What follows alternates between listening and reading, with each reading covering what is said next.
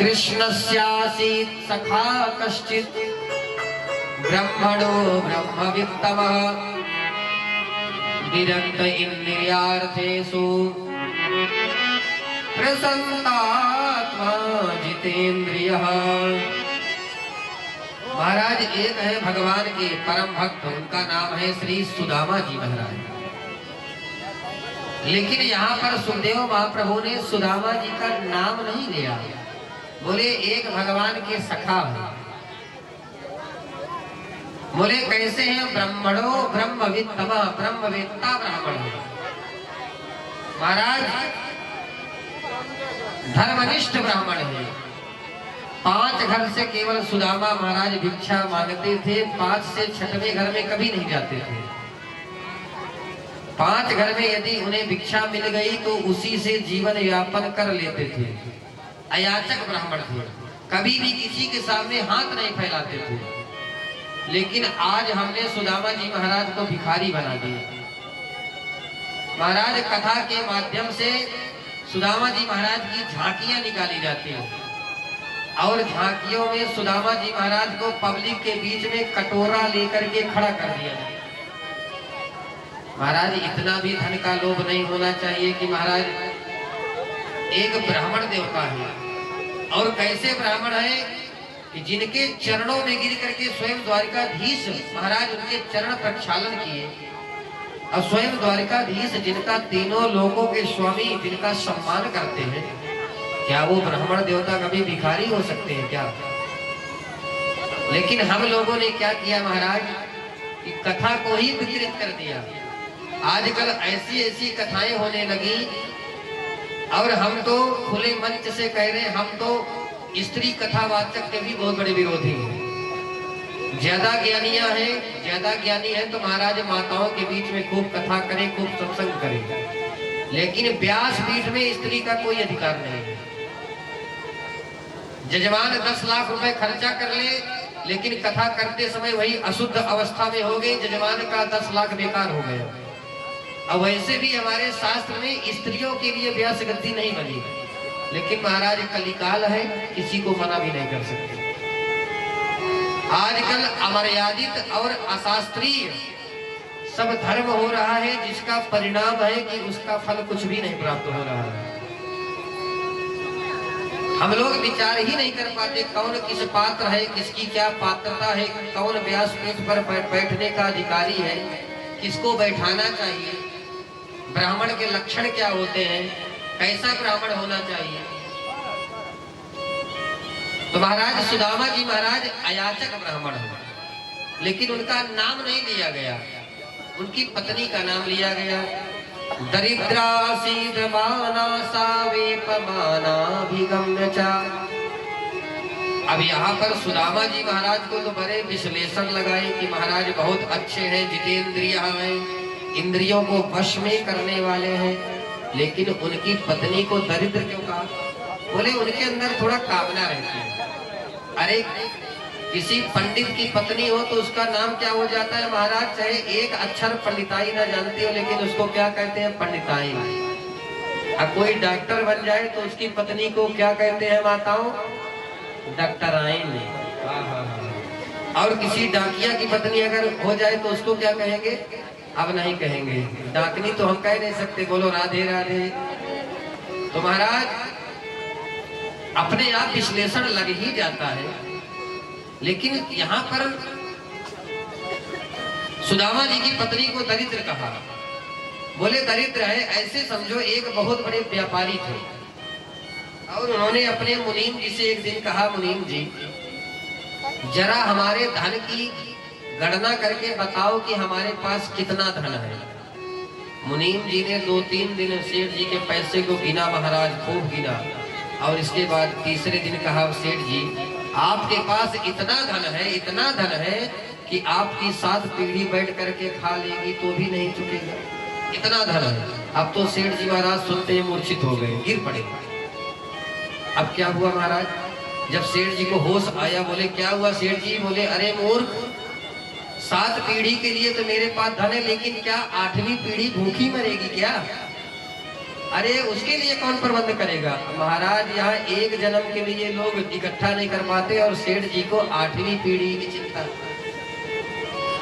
तो महाराज सुदामा जी बड़े अयाचक हैं, भगवान को भोग और प्रसादी लगा करके ही भोजन करते हैं। जिस दिन महाराज कुछ नहीं मिलता उस दिन बच्चे जब भूख से तड़पते हैं और कहते हैं माँ हमें भूख लगी है, तो सुशीला क्या करती हैं कि बच्चों को दिखाने के लिए बटलोई में पानी डाल करके चढ़ा देती कि बच्चों बस अभी बन जाएगा, भात सिद्ध हो जाएगा, इसके बाद फिर सब लोग बैठ करके खाएंगे। जब महाराज अधिक विलंब हो जाता है तो बच्चे रोते रोते सो जाते हैं, भूखे ही सो जाते हैं, किसी दिन ऐसा होता है। लेकिन सुदामा जी महाराज कभी भगवान से कोई शिकायत नहीं किया कि प्रभु आप हमारे साथ ऐसा क्यों कर रहे हैं, हमने आपका क्या बिगाड़ा है। महाराज भगवान को भोग लगा करके ही पाते हैं सुदामा जी महाराज। एक संत थे महाराज, बड़ा सुंदर उदाहरण है, और वो बड़े भक्त थे भगवान के। महाराज एक सज्जन थे, उनके पास नित्य प्रति सेवा में आते थे और महाराज सुबह आ जाएं और शाम को अपने घर जाएं।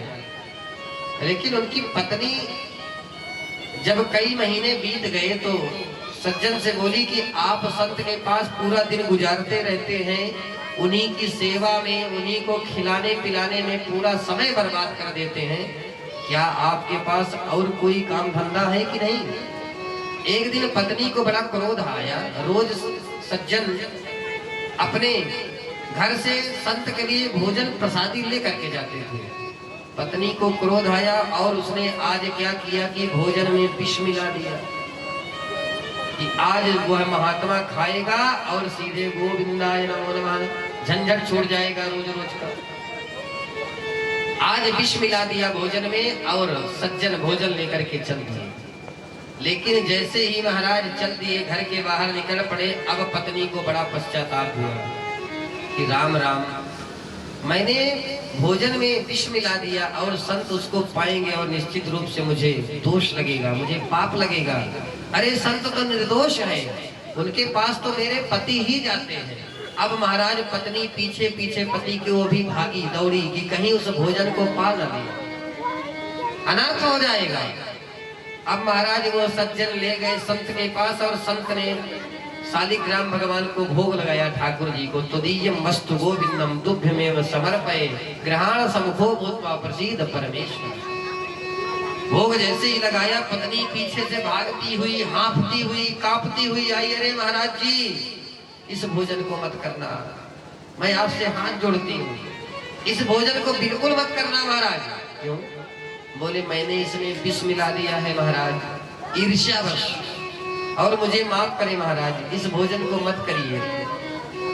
अब तो संत ने कहा कि देवी, जो प्रसाद को हम ठाकुर जी को लगा देते हैं तो वह प्रसादी हम फिर बाहर नहीं फेंकते। बोले ठाकुर जी को प्रसाद लगाने के बाद महाराज उस प्रसाद का हम अनादर नहीं करते। अब जो होगा सो हमारे ठाकुर जी जाने, अब तो इस प्रसादी को हम पाएंगे। जानते हैं सज्जनों क्या हुआ फिर? जैसे ही संत ने उस प्रसादी को पाया महाराज, तो महाराज आज भगवान ने अपने भक्त की पीड़ा को, संकट को अपने ऊपर ले लिया। पाया संत ने प्रसादी और जोर से धड़ाम की आवाज आई और शालिग्राम भगवान की शिला फट गई। आज भगवान अपने ऊपर अपने भक्त की विपत्ति को ले लिए। संत रोने लगे। जो भगवान के ऊपर अटूट विश्वास रखते हैं, भगवान कभी भी उसका अहित नहीं करते। एक महाराज सेठ जी तीर्थ यात्रा करने गए और अकेले ही थे महाराज। तीर्थ यात्रा में एक चोर मिल गया उन्हें स्टेशन में, और चोर के मन में थोड़ा सा लोभ आया कि सेठ जी आप कहाँ जा रहे हैं? तो बोले बेटा हम तीर्थ यात्रा करने हरिद्वार जा रहे हैं। तो बोले सेठ जी मैं भी अकेला हूँ, मैं भी आपके साथ आपकी सेवा करने के लिए चलूंगा। वो तो डाकू था महाराज, उसने सोचा कि क्यों ना इनको लूट लिया जाएगा। अब तो महाराज सेठ जी की खूब सेवा करने लगा डाकू। महाराज हरिद्वार में जाए, महाराज यहाँ आरती कर लीजिए, महाराज यहाँ जल दे दीजिए, महाराज इस मंदिर में फूल चढ़ा दीजिए, खूब सेवा करिए। और जब रात्रि में एक होटल में सेठ जी रूम लेकर के रुके तो महाराज सेठ जी के पास बड़ी बड़ी नोटों की गड्डियां। अब तो वह चोर देख करके सोचा आज रात्रि में ही साफ करके हम निकल जाएंगे। महाराज उसने क्या किया कि सेठ जी जब सोने लगे बोले बच्चा तुम भी सो जाओ। अब तो महाराज उसको नींद ना आए, उसने अपनी रात्रि वाली तपस्या को शुरू कर दिया। रात्रि की तपस्या कौन होती है? चोर की चोरी करना। अब तो महाराज शुरू कर दिया, लेकिन सेठ जी की तकिया के नीचे ढूंढा, सब जगह ढूंढा, लेकिन पैसा नहीं मिला। सेठ जी की नींद खुली। अरे बच्चा तुम अभी सोए नहीं? बोले गुरुदेव नींद नहीं आ रही। अब दूसरे दिन फिर से जब वह सेठ जी जागे बोले बच्चा राधे राधे। अरे राधे राधे सेठ जी। अब सेठ जी फिर से महाराज मोटी मोटी गड्डियां उसी के सामने गिरने लगे। बोले जाओ बच्चा और चाय लेकर के आओ। अब तो चाय लेकर के आया। उसने विचार किया कि ये सेठ जी आखिर ये गड्डियां रख कहाँ देते हैं। मैं इनकी बैग में भी खोज लिया, इनकी तकिया के नीचे भी खोज लिया, इनके सारे वस्त्रों में खोज लिया, आखिर ये नोटों की गड्डी रखते कहाँ है भाई। अब दूसरे दिन फिर हुआ, फिर सेठ जी बड़ी बड़ी गड्डियां गिन के महाराज सो गए। अब फिर उसकी नींद खुली रात्रि में, फिर से महाराज अपनी साधना शुरू की, फिर से ढूंढने लगा। अब तो महाराज वह हताश हो गया, ना तो सेठ जी के तकिया के नीचे पैसा, ना तो बैग में, ना तो वस्त्र में, आखिर जा गया कहाँ। अब तो महाराज तीसरे दिन उठा और सीधे सेठ जी के चरणों में गिर पड़ा। बोले महाराज मुझे माफ कर दो। क्यों बालक? बोले मैं कोई सेवक और कोई भक्त नहीं हूँ, मैं चोर हूँ। और महाराज मैं सुबह होते हुए पूरे दिन बड़ी बड़ी गड्डियां देखता हूँ, लेकिन रात्रि में महाराज मैं इतना खोजा, लेकिन आज मैं 3 दिन से परेशान हो गया, वो गड्डियां मुझे मिलती क्यों नहीं। सेठ जी ने कहा बच्चा मैं भी तो बनिया हूँ। अरे तुम मेरी तकिया के नीचे खोजते हो और मेरे वस्त्रों में, लेकिन रात में मैं तुम्हारी ही तकिया के नीचे रख देता हूँ। और तो उसने महाराज सब जगह खोजा, लेकिन उसको अपनी तकिया के नीचे कोई संशय ही नहीं था कि यहाँ पड़ा होगा। महाराज खूब खोजा, वस्त्रों में खोजा, तकिया के नीचे, लेकिन अपने बिस्तर में तो कभी देखता ही नहीं था।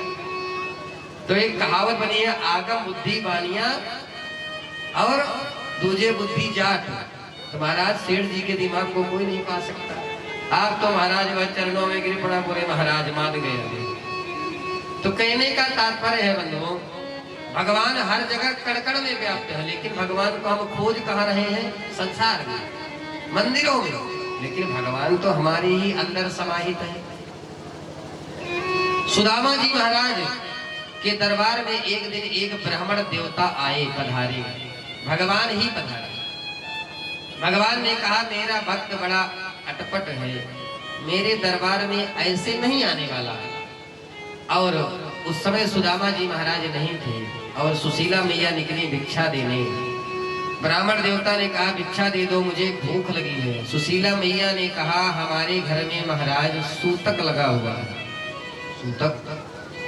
बोले गरीबी वाला सूतक, हमारे घर में अन्न का एक दाना भी नहीं है।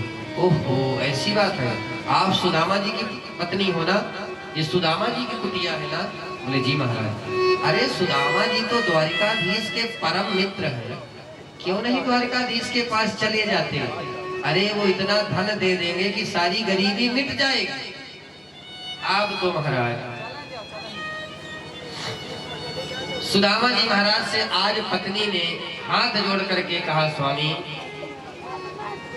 ननु ब्रह्मन् भगवतः सखा साक्षात् श्रियः पतिः ब्रह्मण्यस्य शरण्यश्च भगवान सात्वतर्षभः। महाराज हमने सुना है कि आपके मित्र द्वारिकाधीश भगवान हैं। देखिए जिसके मित्र द्वारिकाधीश जैसे हो, लेकिन सुदामा जी महाराज ने आज तक अपनी पत्नी सुशीला से चर्चा तक नहीं किया। आजकल महाराज धोखे से भी विधायक जी के सामने ऐसे सेल्फी लेते, महाराज धोखे से सेल्फी आ जाए मोबाइल में तो फेसबुक में छा जाते हैं कि विधायक जी से साथ सब प्रेम भेंट करते हुए। और तो और महाराज ऐसे ऐसे मूर्ख और नालायक पड़े हैं महाराज कि मुख्यमंत्री जी जैसे आए और बड़े बड़े संतों के साथ महाराज धोखे से सेल्फी लेंगे और उसको फेसबुक में डाल देंगे और कहेंगे महाराज जी से हमारी सब प्रेम भेंट हुई। लेकिन सुदामा जी महाराज कभी किसी से नहीं बताया। आज पत्नी ने सुदामा जी महाराज से निवेदन किया कि स्वामी मैं चाहती हूँ आप जाकर के द्वारिकाधीश से एक बार मिल तो आइए, शायद हमारी गरीबी मिट जाए। दास्यते द्रविड़म भूरी सीदते ते कुटुंबिने। सुदामा जी महाराज ने कहा देखिए देवी जी, जहाँ पर स्वार्थ आता है वहां पर प्रेम नहीं रह जाता, क्योंकि प्रेम में कभी भी स्वार्थ नहीं करना चाहिए। अब तो महाराज सुदामा जी जब अपनी पत्नी को समझाया तब पत्नी ने सोचा कि ऐसे नहीं जाएंगे, तो पत्नी ने कहा एक बार अपने मित्र से मिल तो आइए। अब सुदामा जी महाराज के मन में प्रबल इच्छा होने लगी कि आज कई वर्ष बीत गए, अपने कन्हैया का मैंने दर्शन नहीं किया, आज उनके दर्शन तो करने चलूं। और महाराज सुदामा जी ने कहा कि मित्र के यहाँ कभी भी जाना तो खाली हाथ नहीं जाना चाहिए। मित्र के यहाँ, गुरु के यहाँ और भगवान के दरबार में कभी भी खाली हाथ नहीं आना चाहिए। ना कुछ हो तो भगवान के दरबार में तुलसी का पत्ता ही लेकर के आए, ना कुछ हो तो एक फूल ही लेकर के आए, लेकिन खाली हाथ नहीं जाना चाहिए। तो महाराज आज सुशीला मैया 3 घरों से 3 मुट्ठी चावल मांग करके लाई है। या चित्वा चतुरो मुष्टीन विप्रान पृथक तंडुला। और महाराज उन 3 मुट्ठी चावल के लिए आज सुशीला मैया के घर में एक कपड़ा तक नहीं है कि उन चावल को महाराज अच्छे से बांध करके दे सके। अपनी ही साड़ी का एक भाग पल्लू फाड़ा महाराज, और साड़ी भी कैसी महाराज, फटी, कई जगह से सिली हुई साड़ी, और उसी को 3 परत करके महाराज उसी में चावल भरा और सुदामा जी महाराज को दे दिया। और सुदामा जी महाराज से कहा कि जा करके अपने द्वारिकाधीश से मेरा एक संदेश जरूर कह देना। क्या? एक मास 2 पाख में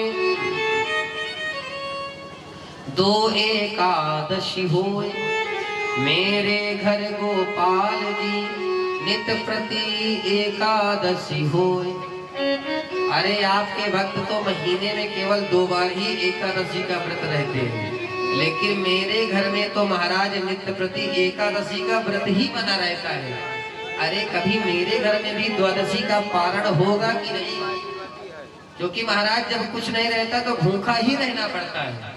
बहुत थोड़े शब्दों में सुशीला जी ने अपने मन के समस्त भावों को कह दिया। अब यहाँ पर महाराज कुछ लोग कहते हैं कि सुदामा जी महाराज ने चोरी किया था, जब चने खाए थे इसलिए सुदामा जी महाराज को इतना दुख भोगना पड़ा। लेकिन इस बात को हमें समझ लेना चाहिए, सुदामा जी महाराज ने कोई अपराध नहीं किया था। एक बार क्या हुआ, दुर्वासा महर्षि पधारे सांदीपनी मुनि के आश्रम में भिक्षा लेने के लिए। उस समय महाराज गुरु माता के यहाँ केवल थोड़े से चने थे और कुछ भी नहीं था देने के लिए।